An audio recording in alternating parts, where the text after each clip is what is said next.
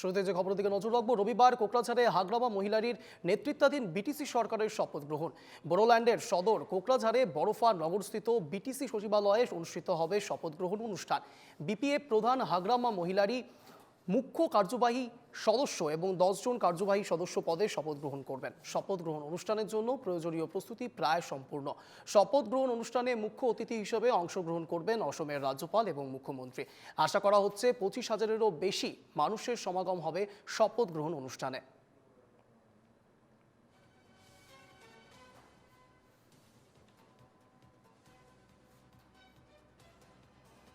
কোকরাঝাড়ের BTC সচিবালয়ে আয়োজিত হবে শপথ গ্রহণ অনুষ্ঠান। এই মুহূর্তে যে ছবিটা আপনারা দেখতে পাচ্ছেন এনকেটিভি বাংলার পর্দায়, একেবারে সিএম পদে শপথ নেবেন বিপিএফ প্রধান হাগ্রামা মহিলারী।